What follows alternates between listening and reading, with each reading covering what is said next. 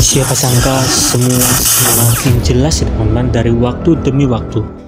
Ini semua dimulai dari keluarnya Alkan Bakut ya teman-teman dari tim nasional Indonesia. Kenapa bisa begitu? Karena jujur saja teman-teman, ketika nama dari Alkan tidak dipanggil oleh Sintayong, banyak sekali fans sepak bola di negara Indonesia yang berharap agar hubungan antara Alkan bersama Sintayong bisa kembali membaik. Tetapi sepertinya pada saat video ini dibuat, Sintayong sama sekali tidak mempermasalahkan kalau tidak ada nama dari Alkan. Kenapa? Karena Sintayong menemukan bibit-bibit emas lainnya teman-teman bersama Erick Thohir ataupun PSSI. Yap, itu berbicara mengenai pemain naturalisasi yang baru dan masih muda dengan pengalaman yang cukup bagus ya teman-teman, dimana pada video saya sebelumnya dengan cover video seperti ini saya sudah membahas secara khusus 3 pemain naturalisasi yang akan dipanggil menjadi tim nasional inti teman-teman untuk memperkuat Indonesia melawan Australia. Tapi pada video kali ini sebenarnya saya ingin menjelaskan ternyata terdapat 6 pemain ya teman-teman yang akan segera dinaturalisasi sebelum Indonesia melawan Australia, tetapi tidak semuanya akan masuk menjadi tim nasional inti bagi Indonesia. Dan siapa saja itu? Dimana banyak dari kita pasti mengetahui ketujuh nama naturalisasi pemain yang bocor dari postingan dari yunusnusi.id teman-teman. Itu bocornya tidak tahu apakah disengaja atau tidak disengaja, tetapi terdapat 7 pemain yang mempunyai darah Indonesia yang akan dinaturalisasi dan juga sebagian sudah dinaturalisasi teman-teman, 5 cowok dan 2 perempuan. Dimana kalau kita melihat listnya terdapat masyarakat Indonesia yang menjelaskan 5 pemain merupakan pemain laki-laki sepak bola dan 2 pemain adalah pemain wanita, dan 2 pemain wanita ini sudah dinaturalisasi bersama Kevin nih teman-teman pada awal bulan November. Jadi masih terdapat 5 pemain yang masih belum dinaturalisasi, terutama untuk laki-laki. Dan sebetulnya kalau kita meneliti lebih dalam, totalnya ada 6 ya teman-teman. Dan di sini saya sudah merangkumnya, yaitu ada nama dari Mauro, Jairo, Ole, Dion, Gepens, dan Deleano. Lalu di sini saya buat 3 kiri dan 3 kanan ya teman-teman. Pada bagian 3 kiri yaitu Mauro, Jairo, dan Ole itu kemungkinan besar akan masuk ke tim nasional inti. Sedangkan untuk Dion, tim Gepens, dan juga Deleano akan masuk menjadi tim junior Indonesia. Karena apa? Karena usianya pada bagian sebelah kanan masih muda dan rata-rata mereka mempunyai posisi pada lini bertahan, sedangkan untuk lini bertahan di tim nasional senior Indonesia sudah sangat cukup, seperti ada Kevin Dix, Mees, lalu juga ada J, Rizky Ridho, dan lain sebagainya. Jadi sudah sangat cukup untuk lini bertahan, apalagi ada Verdong, Sandy Walsh, dan lain sebagainya teman-teman.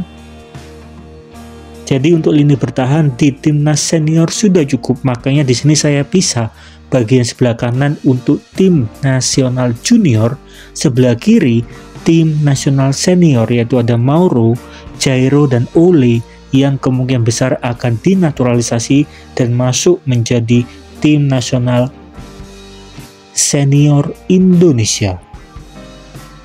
Tapi apakah memang benar? Kita akan bahas lebih lanjut ya teman-teman secara singkat, padat, dan jelas. Memang isu naturalisasi ini Erick Thohir masih belum membicarakan secara jelas, tetapi nama dari Jairo telah memberikan respon ketika Indonesia kalah melawan negara Cina. Jairo mengatakan bahwa sungguh tidak beruntung hasilnya ketika Indonesia melawan negara Cina, tapi kita berharap agar kita bisa memenangkan di pertandingan selanjutnya. Kita akan tetap mendukung dan menunjukkannya dengan kasih ataupun cinta ya teman-teman.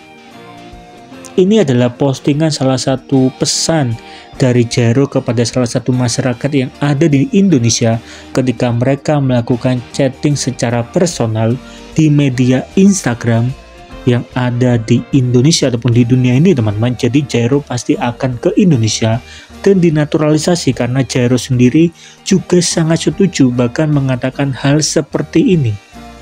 Sedangkan untuk Ole Romeni sudah sangat pasti teman-teman, karena Ole sudah bertemu dengan Erick Thohir bahkan ke Indonesia ketika Indonesia melawan negara Jepang. Berikutnya ada nama dari Mauro. Memang di sini Mauro masih belum ada pernyataan resmi dari mulut Mauro, tetapi menurut pengurus PSSI mengatakan Mauro sendiri berkali-kali berkomunikasi untuk minta bantu segera diproses naturalisasinya. Kemudian muncul juga 7 pemain naturalisasi dan Mauro berada di nomor 4 ya teman-teman. Jadi ketika Mauro ini dinaturalisasi lalu terdapat pemain yang akan dinaturalisasi, maka Mauro akan segera dinaturalisasi sebelum Indonesia melawan negara Australia. Berikutnya ada nama dari Dion dan juga tim Gepens ya teman-teman, di mana Dion dan juga tim Gepens ini telah bertemu 4 mata di awal bulan November bersama Erick Thohir. Mereka berdua mempunyai posisi bertahan, sedangkan untuk tim nasional senior Indonesia, lini bertahan sudah cukup. Jadi ketika mereka dinaturalisasi, kemungkinan mereka hanya memperkuat tim nasional junior ya teman-teman, di tingkat U20, U21 ataupun U22. Karena pengalaman dari Bang J, Mes, Kevin Dix, dan Rizky Ridho pasti mempunyai pengalaman yang jauh lebih bagus daripada Dion dan juga tim Gepens. Lalu bagaimana dengan nama yang terakhir? Kenapa bisa yakin akan segera dinaturalisasi? Jika itu adalah pertanyaan dari teman-teman, ternyata nama dari Deleanu ini pada profil Instagramnya sudah mengatakan ada 2 bendera, yaitu bendera Belanda dan juga bendera Indonesia.